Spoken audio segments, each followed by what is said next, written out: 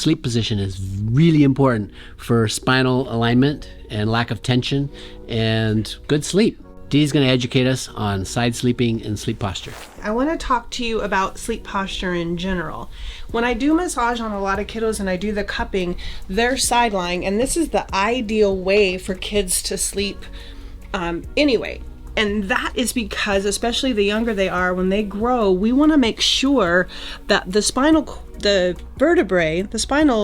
column that carries the spinal cord is allowed, that all the nerves that come out are able to flow, because that is what's providing the entire body with everything that it needs. So this one's longer than yours, huh? So on the sideline, you can see that all the nerves that are coming out of these vertebrae are coming out without any kind of pinching. Well, a lot of kids and a lot of people that we didn't know, and in fact, Dr. Paul Thomas used to sleep like this also. And sleeping on your stomach, when you turn, now you can see that this is going to pinch these. And so it's the same thing with kiddos.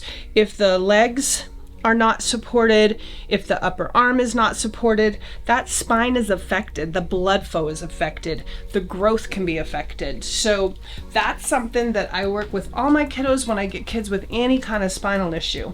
So we're going to show you a couple things because we have the perfect kid here for this. Can I put you on your back? Sleeping on your back is fine, but what we have to think about is when someone's on their back, we have to think about that we want the head as close to the table as possible. A lot of kids and people in general will sleep with pillows like this. The chin is too close to the chest. So now those neck vertebrae are curved in, and again, those nerves that come out of there are affected, and that can affect sleep. If he's laying flat, same thing. It's going to pinch this low back, and he has to kind of turn in order to be supported. So if he's going to sleep on his back, he would sleep with a pillow under his knees. I'm going to have you slide down towards your feet. Move down a little bit. There we go. We would want to find a pillow that keeps the chin up a little bit. Is that soft and comfy? This one, got it on Amazon, kind of has a curve right around it. I'm going to lift up your head to show. So that kind of supports the neck and the head, and it's a Tempur-Pedic type material inside, so it's nice and cushiony. So again, the idea is we're wanting to keep the chin up as much as possible.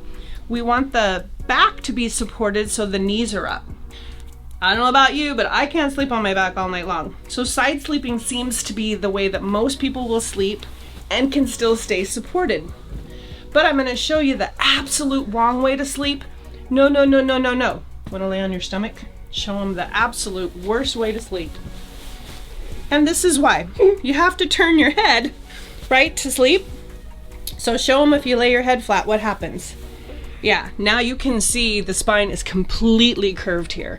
So as kids are growing and they sleep this way, this is what happens. One side gets pinched, one side ends up developing spinal muscles more than the other side. The shoulder then will be higher, and the neck is completely twisted. Can cause headaches, migraines. When I get those kiddos and I say, how do they sleep? They say stomach. I'm like, oh, bam, easy solve. So pillows between the legs. If he's sleeping on his side, because people will tell me, oh, my kid sleeps on their side. They'll sleep like this. And again, now you see where that little curve is. We want the ankle, the knee, and the hip even. That allows everything to come through and be supported. So a nice squishy pillow, that's the length of them for kids, standards, or king size pillows work. And we're just looking at, okay, his knee, his ankle, and his hip are even. But what about up here? A lot of kids, if they don't have those pillows, when they fall forward, you can see again where that curvature is and how the head is turning. And it's this arm is going to come up, and that again is causing curvature. So we've got every size elephant. So what about this elephant? Does that work?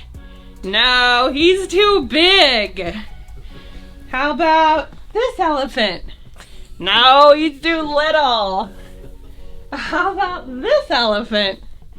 Just right. It's like the three bears, huh? So now back to our neck.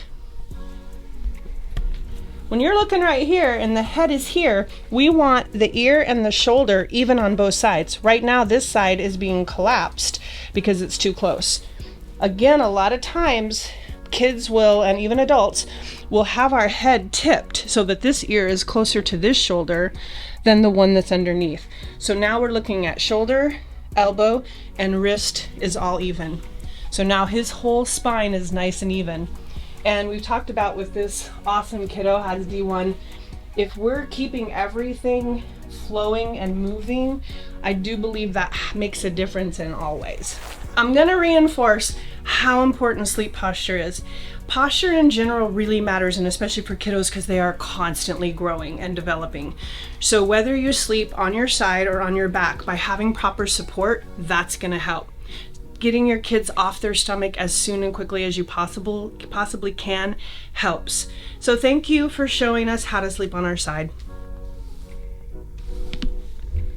There you have it, folks. Sleep posture for kids, but you adults watching, you better pay attention to this too. It's made a world of difference in how I sleep, and it relieves a lot of tension that we all carry that we sometimes don't realize we carry.